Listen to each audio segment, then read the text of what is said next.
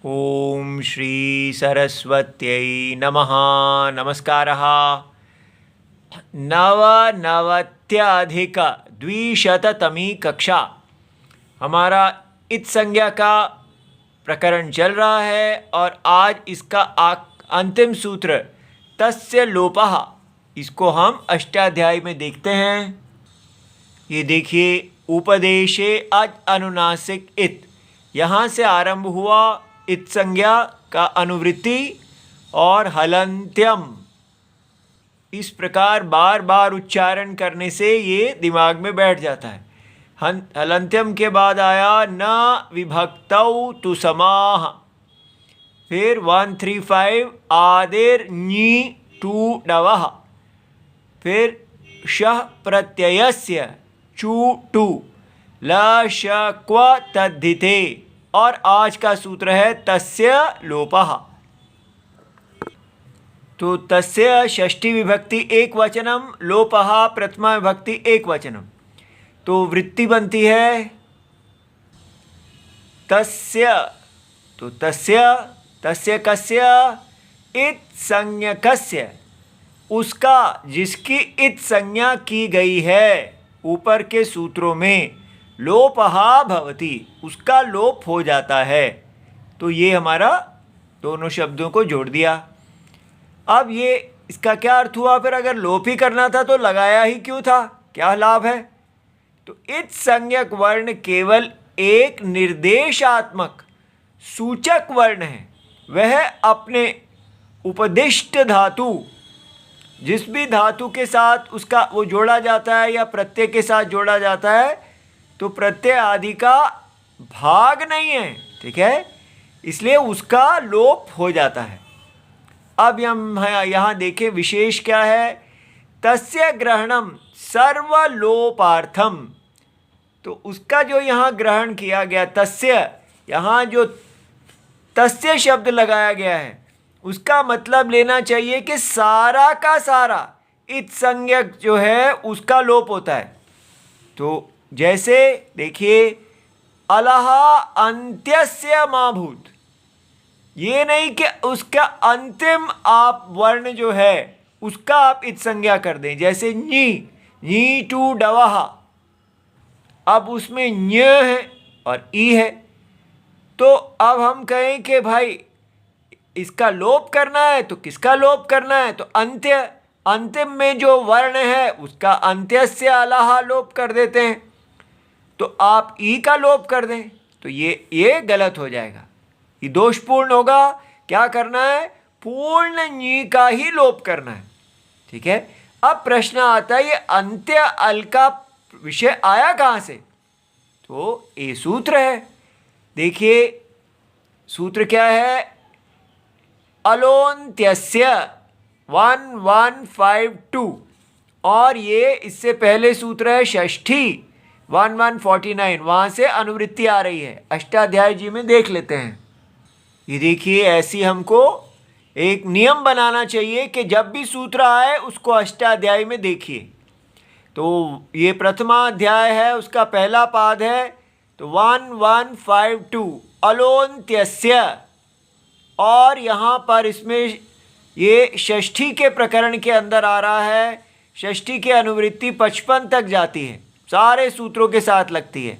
तो षष्ठी स्थाने योगा, यहाँ से षष्ठी स्थाने की अनुवृत्ति आएगी। अब ये देखिए, अलह षष्ठी विभक्ति एक वचनम, अंत्यस्य षष्ठी विभक्ति एक वचनम, और षष्ठी ऊपर से आया। अब हमारे पास ये तीन शब्द हैं। तो षष्ठी का मतलब यहाँ है कि षष्ठी निर्दिष्टस्य यह उपदेशः, यह उच्यते आदेशः, जो भी षष्ठी के द्वारा जो उपदेश का निर्दिष्ट उपदेश है, षष्ठी निर्देश करती है, यह उच्यते, तो षष्ठी का जो आदेश कहा जाता है, ठीक है, सह अंत्यस्य अलह स्थाने भवति, तो वो अंतिम अल के स्थान में होता है। अब यहाँ देखिए, यहाँ पर षष्ठी है तो कहा गया तस्य इत संज्ञस्य लोपः भवति, तो जो इत संज्ञ है उसके स्थान में लोप आ जाएगा। तो लोप जैसे आदेश है, तो क्या हुआ, नी है, तो नी का ञ और ई, अब इसका अंत्य अल षष्ठी निर्दिष्ट जो है उसका अंत्य अल इत संज्ञ का लोप हो, तो इसका अंत्य अल ई है, तो हम यहाँ ये रहने देते और इधर लोप ले आते, एक ज़ीरो लगा देते, तो ये गलत हो जाता। तो क्या हुआ, पूरा का पूरा तो उसका ही लोप होना इष्ट है। इसीलिए यहाँ भगवान ने काशिकार जी ने कहा तस्य ग्रहणम सर्वलोप अर्थम, अतः अंत्यस्य अल, जो अल है अल का माभूत, तो ये जो इसने कहा है उसकी यहाँ अपवाद हो गया कि जब भी आपको इत संज्ञा के वर्ण का या पूरे के जिसकी भी इत संज्ञा की गई है उसका लोप करना है तो पूरे के पूरे का लोप करना है, सर्व, ठीक है, लोपार्थम, ना के अंत्य अल लोपार्थम। अब इसी के साथ हम जान लेते हैं कि ये लोप होता क्या है। तो सूत्र है अदर्शनम लोपः 1159। ये देखिए प्रथमा विभक्ति, ये पहला अध्याय है, पहला पाद है, उसमें अदर्शनम लोपः, ठीक है, और इसमें